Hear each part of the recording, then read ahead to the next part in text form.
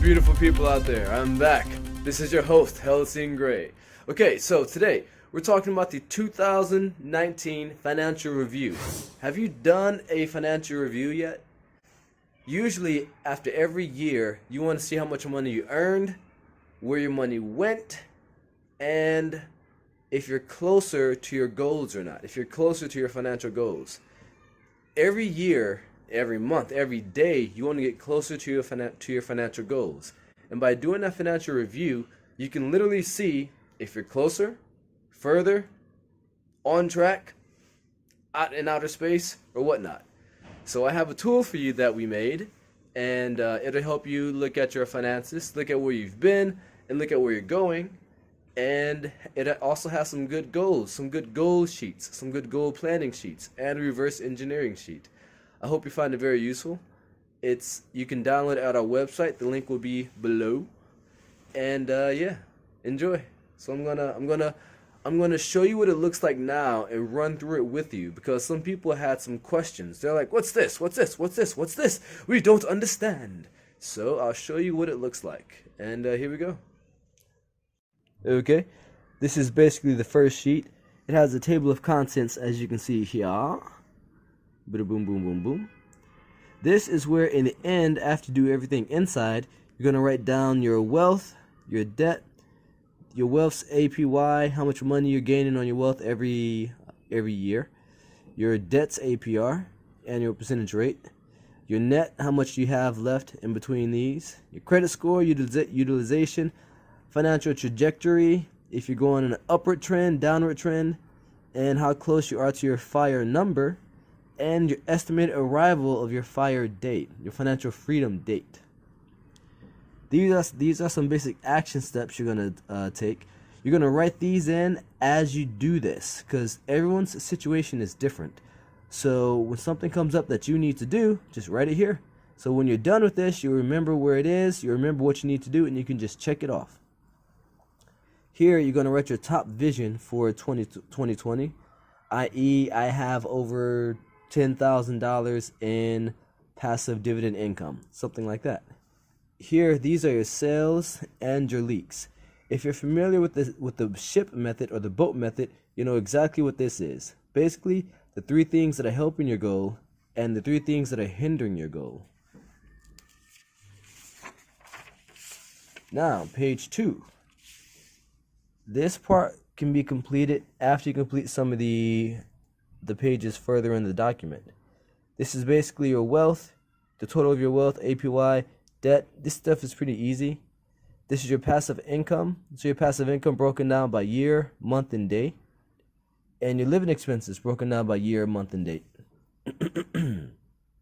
Here, this will look at your wealth over the years. So is it increasing, or is it decreasing, or is it stagnant? This looks at your debt, so you can know if your debts are increasing or decreasing. This is for your income and expenses, and this graph here is for your passive income. I left the axis here blank because everyone's values are going to be different, so you can put in whatever your values are going to be here. Like maybe you're 10,000, 20,000, 30,000, but someone else is 100,000. 150,000, 200,000, so on and so forth. Okay. Now, page 3. Assets. This is your portfolio A, portfolio of assets. This is your monthly average return on those assets. For myself, I generally look at assets. I generally include, how do we say it? What do they teach us? I generally include financial assets like my dividend income, my HYSA bank accounts, high yield savings accounts, things like that. I don't include things like property. Well, actually, you can include property, but I don't own property, so I didn't really have to consider that. But if you do, you can put it there. So for myself, I'd put like stocks or bonds. So this is the asset, the source of the asset, like maybe the investing house, the type, is it a stock, is it real estate, so on and so forth, the amount, how much it's worth, the MPY, APY, so the monthly percentage yield and the annual percentage yield, and then the monthly return. if it gives you a monthly return, like dividends.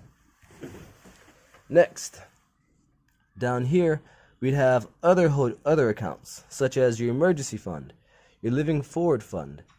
This is for funds that are set aside to purchase things that you need in the future. Your health insurance fund, taxes, donations. If you make a substantial amount of money and you're not in your tax at the end of the year, it's important to have a tax account set up so that way when the taxes are due, you won't be like, oh my gosh, I need to borrow some money or something like that, because you don't want that to happen. It's not fun. This is for your funds, or speculative investments. I find that having $2,000 set aside just to invest in whatever interesting thing that looks presentable comes up is a good thing. So you want to have at least $2,000 here so you can invest it in whatever fun thing that happens. And it's $2,000 that you can invest and not worry about losing. If it's $2,000 that you lose and you're hit, then yeah, avoid that. Next, this is your liability sheet. Here, you're going to put in, so your portfolio, this is your portfolio L for liabilities. Monthly average cost, how much do those liabilities cost you? So your liabilities would be things that are taking money out of your pocket every month, such as credit card debt, student loan debt, your girlfriend. I'm joking. Don't put your girlfriend as a liability. Don't let her see that. That'd be bad. Yeah. Next, debts. So if you have any debts, which you probably don't, but if you do, put them here. Credit score, utilization, because that stuff matters. Debt accounts, the lender to whom that money is owed, the amount, MPR, APR. Know this stuff. This is extremely important, actually, because sometimes you think it's not high, but it's really high, and you're like, whoa. And this is for how much money you paid in total in interest for that year, 2019. This is good to know because it can encourage you to pay it off faster if you haven't done so. This is for your simplified payoff plan. Example, let's say number one is I owe debt to Chimichanga, right? The Chimichanga credit card, and I owe like $1,000. So my simplified payoff plan would be pay $100 every month for like the next 11 months, and my estimated paid in full day would be November 2020, something like that.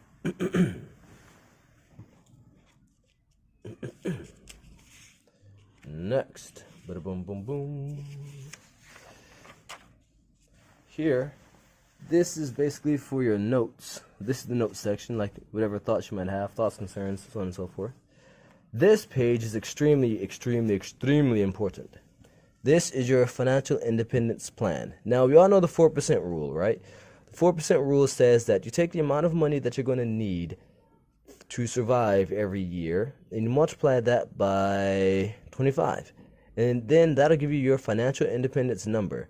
And from that number, you draw off 4% every year.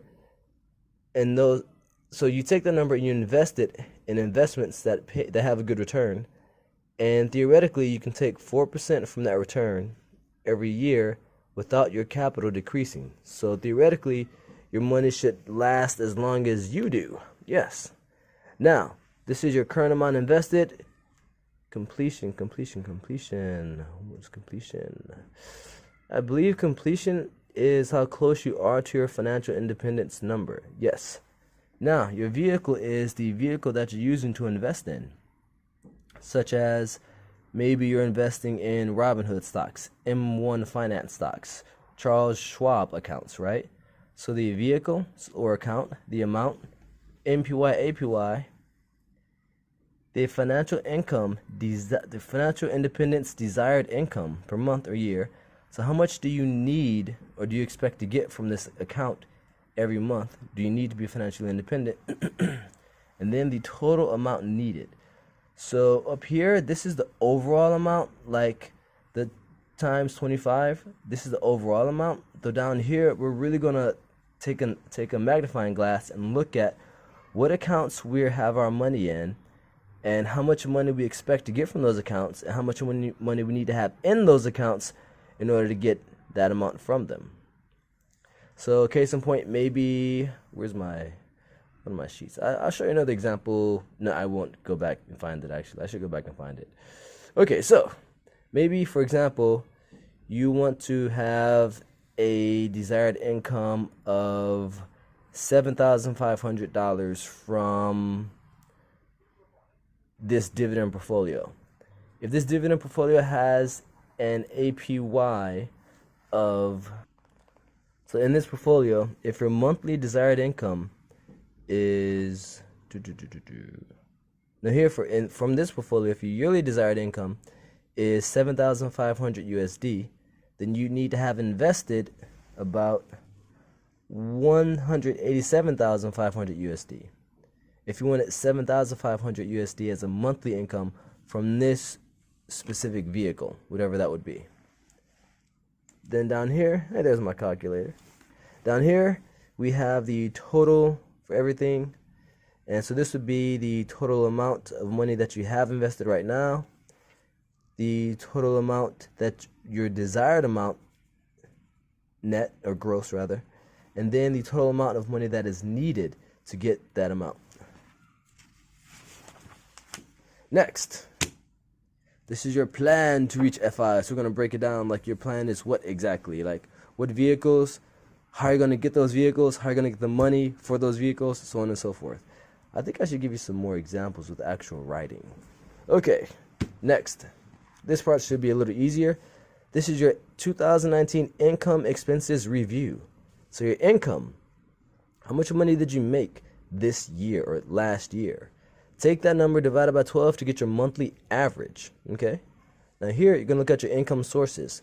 Where did all your money come from? Maybe some came from your job, some came from your investments, some came from your freelance gray hat hacking, some came from your, let's see, what else is there? Maybe you won the lottery, maybe your girlfriend gave you a bonus check for being such a great boyfriend, who knows? So whatever your income sources are, put them down here, put the amount and the percentage. So they are what percentage of your income. This is important to me because sometimes we spend a lot of time working at a job or working on something that takes a lot of time but actually gives us a small percentage of our overall income. And if that's so, then that's kind of out of balance. So we might want to cut that source. That there is self-explanatory. Next, we have our expenses. Same thing up here. How much money did you spend throughout the year? And take that divided by 12 to get your monthly average. Here, our expenses. What were your main categorized expenses?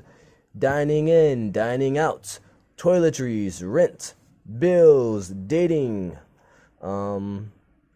dating coach. What else? Traveling, all those things. Basically, whatever your money was spent in, grab the categories, put them here, get the total amount, total percentage, so you know where your money's going. For myself, my highest expense was predictably rent. I wonder if I own my own home, what would it be? Probably travel. Yeah, because my wife loves traveling. Okay, so now, going over. Here, this part I like because these are your 2020 projected income expenses preview. So for here, you can write down what expense income sources you expect to have and you want to have. So maybe you want to start a new side gig. Your new side gig might be gray hat hacking, yay! Or it might be doing financial services, providing financial services. Or it could be, what do you call that nowadays? Internet security, cyber security, right? Cybersecurity. I plan to make, 20,000 from cybersecurity this year. And so then when you write those things down, it gives you a goal to look at. So it kind of reinforces it in your mind, It's really cool. Now, here, you can do the same for your expenses. Maybe you plan to travel more. Maybe you plan to have a baby. Whatever it is, you can jot it down here so it kind of gives you a look ahead at what's going to come. Here, oh, I forgot to go over that. So here, this is going to be your needs versus your wants. So after you've looked at all your expenses, here, write down what expenses you actually needed And here, write down what expenses you actually wanted, so you can see if where your money is being prioritized. If it's going more towards things you need, or if it's going more towards parties at the De La Grande, which is not a bad thing if you're single. Now, here, this is our future financial forecast. I like this because you can take these things and apply them here. You plan to earn how much money during cybersecurity? When? Which month? You plan to go to that nice trip in the Bahamas when? September? Go for it. It should be warm. Actually, I don't really know. And you put those future big expenses and income sources here so you have an idea of what's going to happen, of what's to come. Because you want to be prepared for your financial 2020. You want to know what's going on. You want to have it in your hand. You want to be able to grab it. You want to be able to say, I rock this. This is mine. West Side. Wait, never mind. Okay, so going forward. Now, this is your 2020 in review. These are some questions that are good for you. This once again asks about the sales and leaks. You'll find the QR code here. Just scan that baby. It'll take you to the YouTube video where I talk about Tom Hanks and the ship method, or the boat method. That movie Castaway, that was an amazing movie. I highly recommend you see it. Let's see. My proudest financial moment. Books I read this year on personal finance and biggest lessons I put into practice. This is important. If you haven't read any books, okay, then write down some books you want to read. Now, these are your financial goals for the next 5 years. Yes, because without vision, the people perish. I believe that was in the Bible. I'm not quite sure what number, what quote, Isaiah, shima. However, that is important. So, you're going to write a basic overview of your goals. 2020, I got $10,000 in passive income. 2021, I got $21,000 in passive income. 22, I am now the best financial broker in the world. 23, I have my own brokerage. 24, my entire family is financially independent. 25, I'm married with kids, and my kids are financially independent, and they're only like 10 months old. Booyah. You know, basically, but whatever your goals are. Next.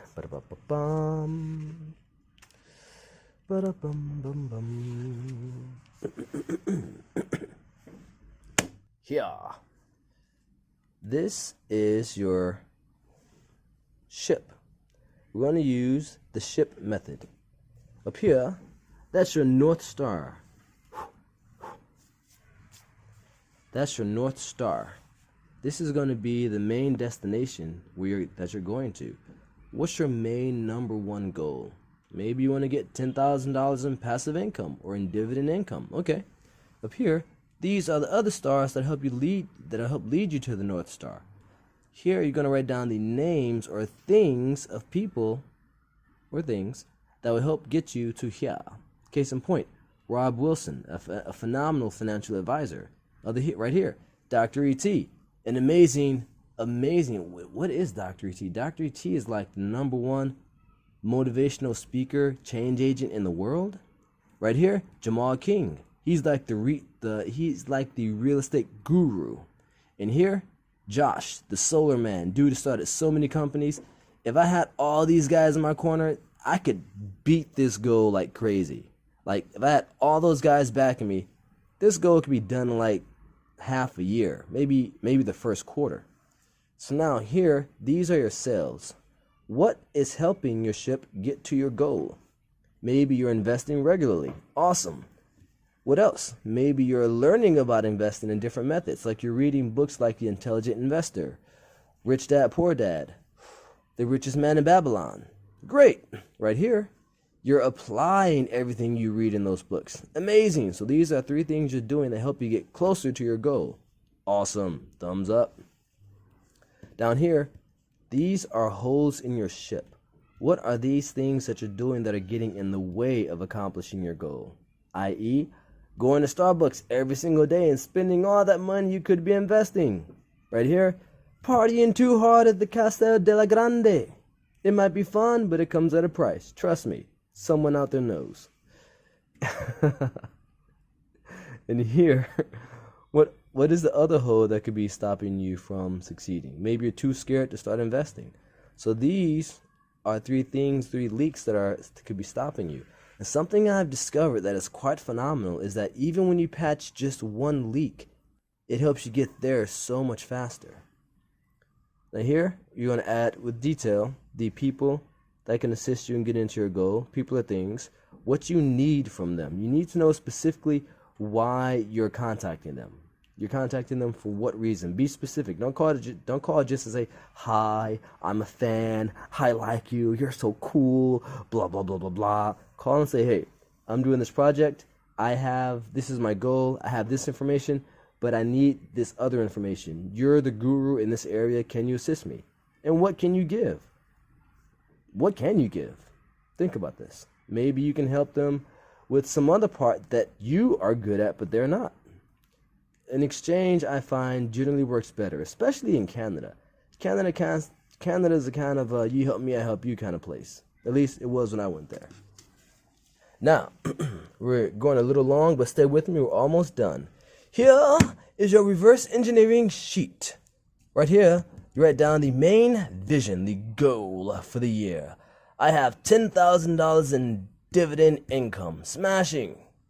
Here, quarter 4, quarter 3, quarter 2, quarter 1.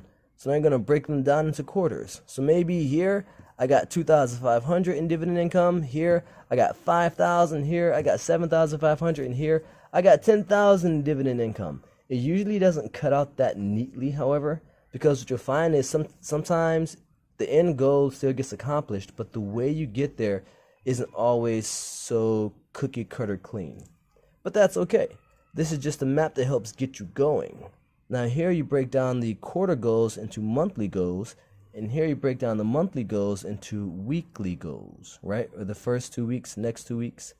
So maybe your main goal is to get $10,000 in dividend income. All right, so for the first quarter, you want to secure $2,500 in dividend income. So for January, you want to get maybe your first $500 in dividend income. So here you're going to research different stocks to invest in, and then boom, you're going to invest in them. All right, so this is important because these are the action steps. These are the actions you got to take to make these babies happen. Next, I included another, just in case you want to use one more, or on this side,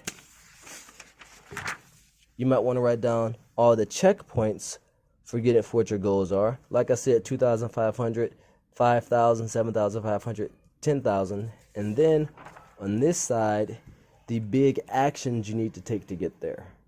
So big actions broken down into smaller actions, these help. Lastly, your notes, things that you think are important.